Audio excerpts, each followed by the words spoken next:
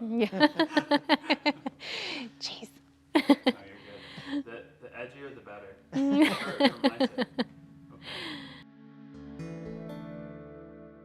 Well, I'm Angela Packer, Angie Packer.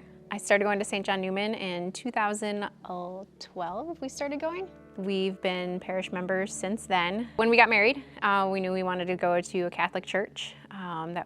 Tyler was born Catholic and raised Catholic, so that was something that he really wanted to do and continue in our marriage. So we did a little church shopping, and we went all around the South Metro here and started going to St. John Newman because we had Father Tony and Father Charlie here, and we just fell in love with their stories, and Father Tony's accent was a huge selling point for me, and they were just great to listen to, and that's how I was really drawn to the church.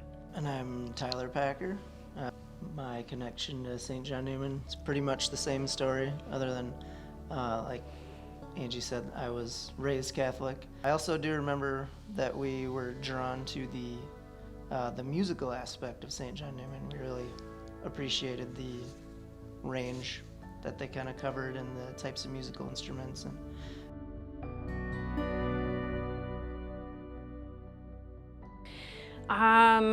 So in my work was very difficult. I work in emergency management, so not only was my home life surrounded by COVID, but it was at work, it was everywhere, just kind of all around. So that was a challenging aspect to it, but I think the most challenging part was raising a 13, 14, 15-year-old through COVID.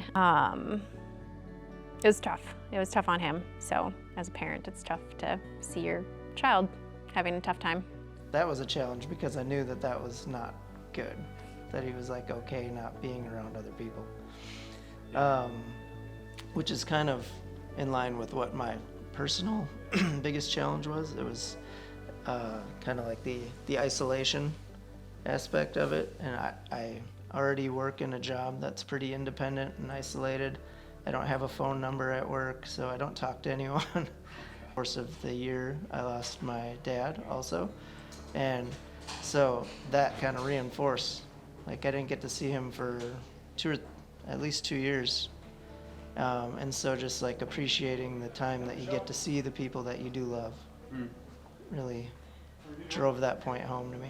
I'm someone who is anxious sometimes. I get kind of overwhelmed sometimes with the frustrations of the world, and I just look too much into kind of negative. And so it's it's an opportunity for me to refocus my mind and appreciate and really think about. I always make sure to pray about how I appreciate the things that I do have in life.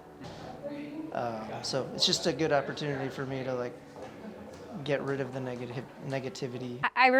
I get a sense of peace when we participate in taking the Eucharist at Mass. I physically feel a little bit more at peace when I'm just feeling like the whole world is spinning, and then we go through Mass and we take the Eucharist. There's definitely something, a change in what I'm feeling, thinking in that moment. And so I think that's one of the biggest benefits of the Eucharist for me. Sometimes, especially me who likes to talk really, really fast, I get a sense of that's what my prayer is like after Eucharist. and it's all in my head, so it's even 10 times faster than if I'm actually talking. For some reason I'm reminded in that moment, hey, it's great that you're talking, but listen too.